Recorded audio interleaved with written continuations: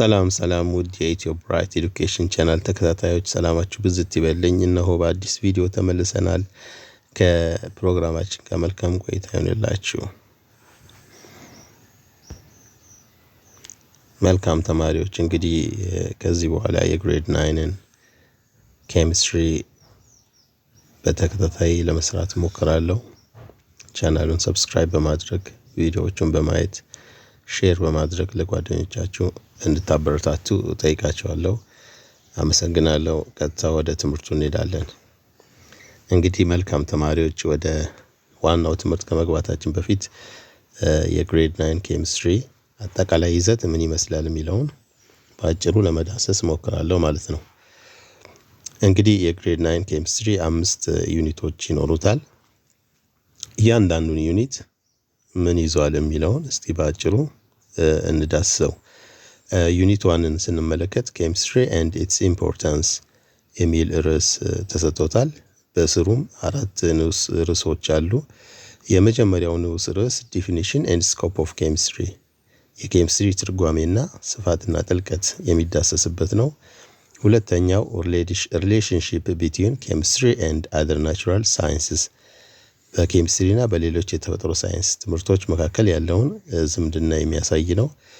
በሶስተኛ ደረጃ the role chemistry plays in production and in the society፣ የኬሚስትሪ ሚና በምርት ሂደት ውስጥና በማህበረሰብ ውስጥ ምን ይመስላል የሚለው የሚዳሰስበት ይሆናል ማለት ነው።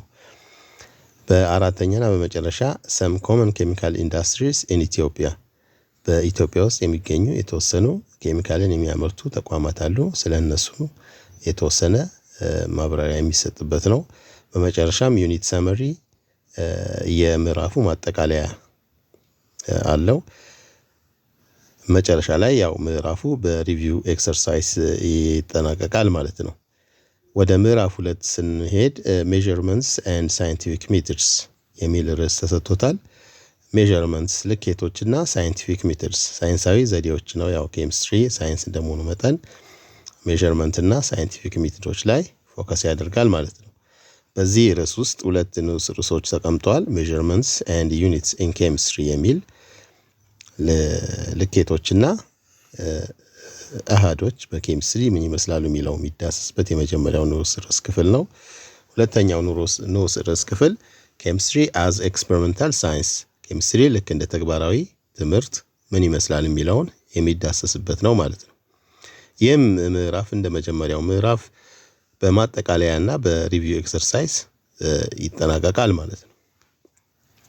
ቀጥሎ ዩኒት 3 ነው የምናየው። ስትራክቸር ኦፍ ዲ አተም የሚል ርዕስ ተሰጥቶታል። የአተም ወይም ቅንጣት መዋቅርን የሚመለከት ነው። በዚህ ዩኒት ውስጥ 5 ንዑስ ርዕሶች ቀርበዋል። የመጀመሪያው ሂስቶሪካል ዴቨሎፕመንት ኦፍ ዲ አቶሚክ ቲዮሪስ ኦፍ ማተር፣ እንግዲህ አቶም የሚለው ጽንሰ ሐሳብ ጀምሮ የተደረሰ የሚለውን የሚዳሰስበት የመጀመሪያው ንዑስ ርዕስ ክፍል ነው። ቀጥሎ ፈንዳሜንታል ሎስ ኦፍ ኬሚካል ሪአክሽንስ፣ የኬሚካዊ ግብረ መልሶች መሰረታዊ ህጎች የሚዳሰሱበት ነው። አቶሚክ ቲዮሪ፣ እንግዲህ የተለያዩ አቶሚክ ቲዮሪዎች ተንጸባርቀዋል። ስለነሱ የሚዳሰስበት ነው። በተለይ ዳልተን አቶሚክ ቲዮሪ እና ሞደርን አቶሚክ ቲዮሪ የሚሉ 2 ዋና ቲዮሪዎች እዚህ ላይ ይንጸባረቃሉ ማለት ነው።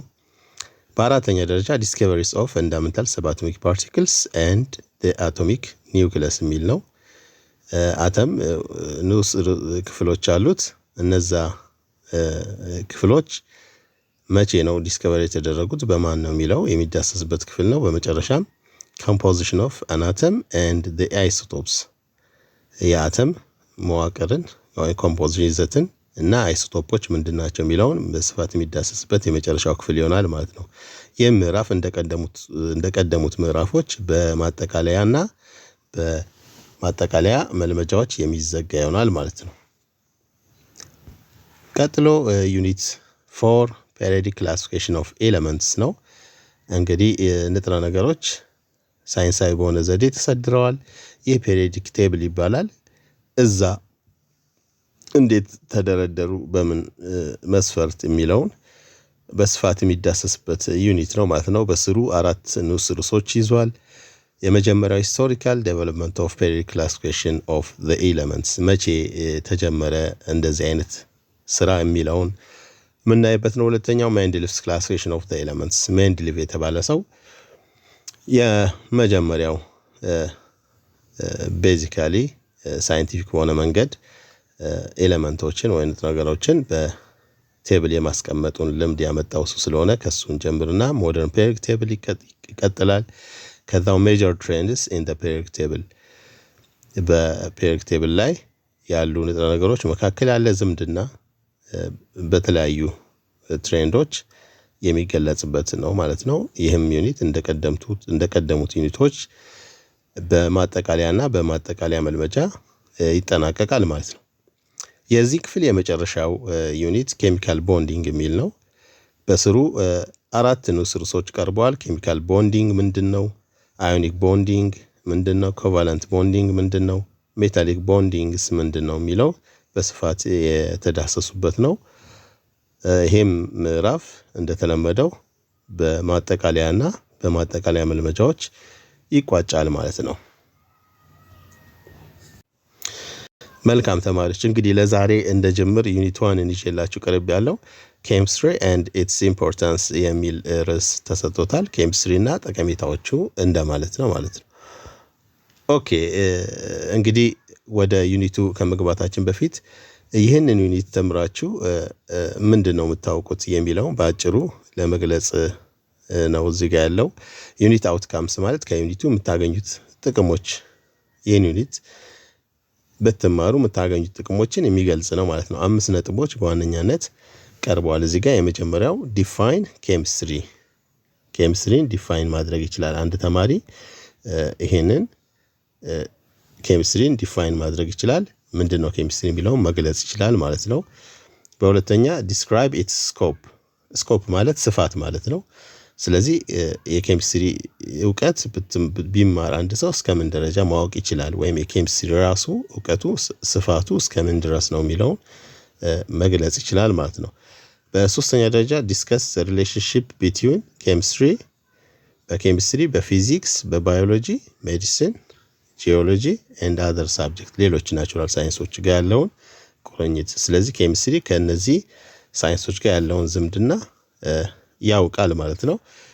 ሌላኛው ዲስክራይብ ዘ አፕሊኬሽን ኦፍ ኬሚስትሪ፣ የኬሚስትሪ ትምህርት እውቀት በአግሪካልቸር፣ በግብርና፣ ሜዲሲን፣ ፉድ ፕሮዳክሽን፣ ምግብ ማቀናበር፣ ፋብሪካ ውስጥ በተለይ ቢልዲንግ ኮንስትራክሽን፣ ከግንባታ ስራ ጋር ተያይዞ የኬሚስትሪ እውቀት ምንድን ነው ጠቀሜታው የሚለውን መግለጽ ይችላል። በመጨረሻም ኔም ሰም ኮመን ኬሚካል ኢንዱስትሪስ ኢን ኢትዮጵያ ኤንድ ዴር ፕሮዳክት፣ በኢትዮጵያ ውስጥ የሚገኙ ኬሚካል ኢንዱስትሪዎች ምን ያመርታሉ የሚለውን እና እነማን ናቸው የሚለውን በቀላሉ የሚያውቅበት ይሆናል ማለት ነው።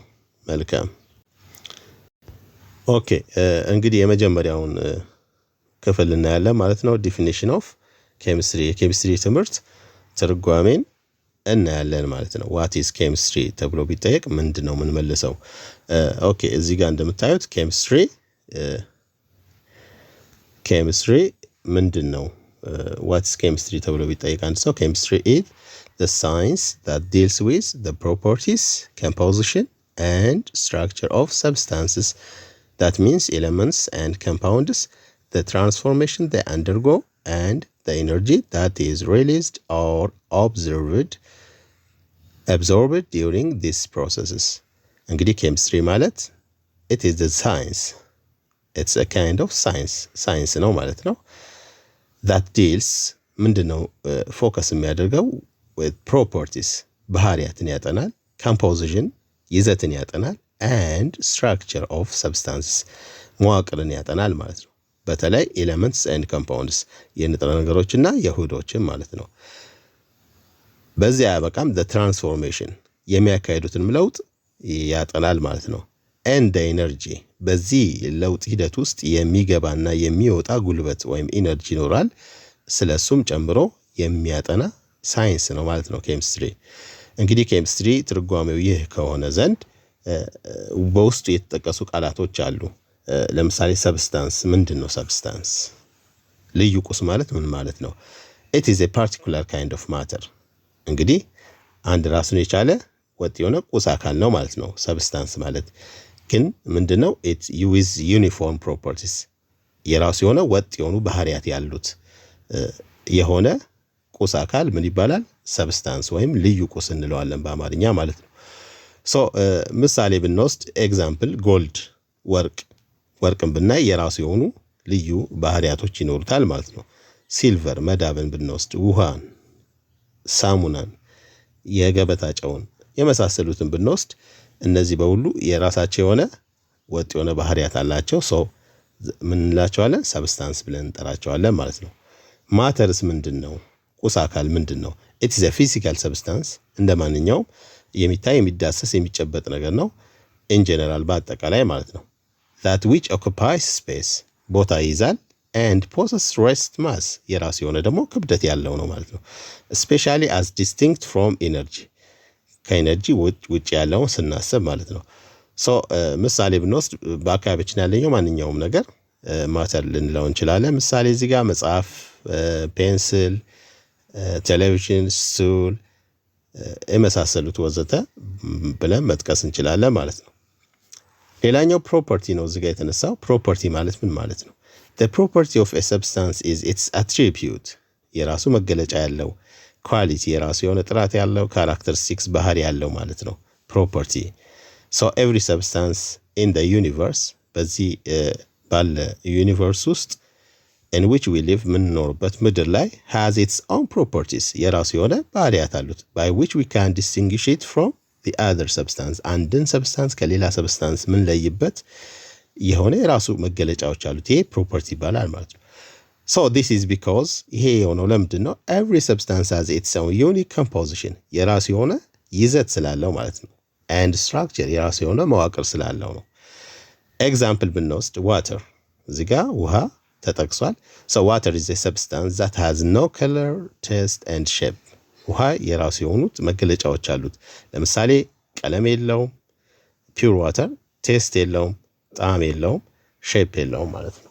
እነዚህ the property of the water ናቸው ማለት ነው። ለሌላውም ሰብስታንስ ልክ የራሱ የሆነ ፕሮፐርቲ ይኖረዋል። ኮምፖዚሽን ጋር ስንመጣ ኮምፖዚሽን ይዘት ማለት ምን ማለት ነው? it is the nature of something ingredients or constants የአንድ ነገር ተፈጥሮ በውስጡ የያዘው ነገር ምን ይባላል? ኮምፖዚሽን እንለዋለን። how a whole or mixture is made up አጠቃላይ ከምንድን ነው የተሰራው የሚለውን ኤግዛምፕል ሰጥቶናል እዚህ ጋር። ኤግዛምፕል ቴብል ሶልት ለምሳሌ የገበታ ጨው ወይም ለምግብ የምንጠቀመው ጨው it's chemically composed of the element sodium and chlorine ከሶዲየም እና ከክሎሪን የተገነባው ሶዲየም ክሎራይድ የምንለው ማለት ነው።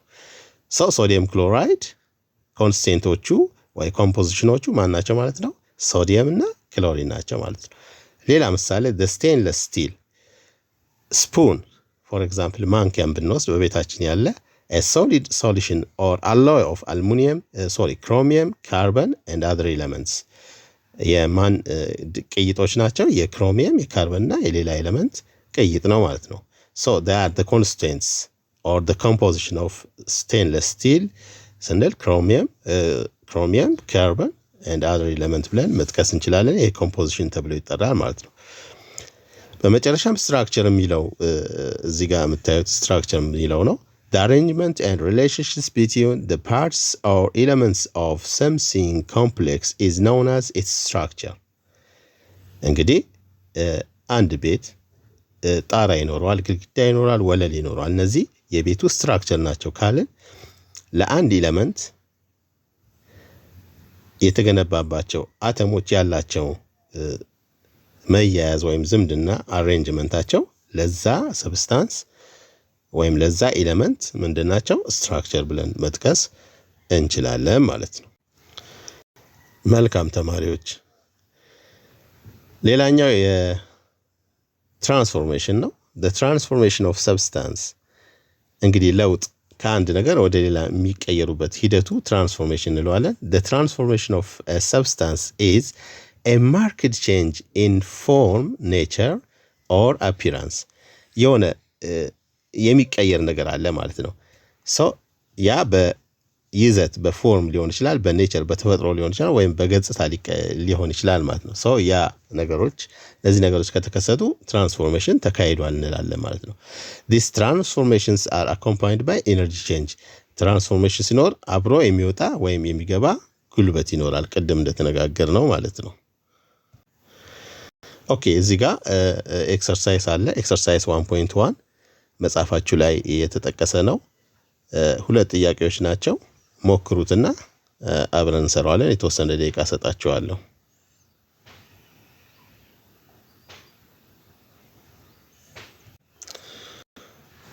ኦኬ ተማሪዎች እንግዲህ ሞክራችሁታል ብዬ አስባለሁ።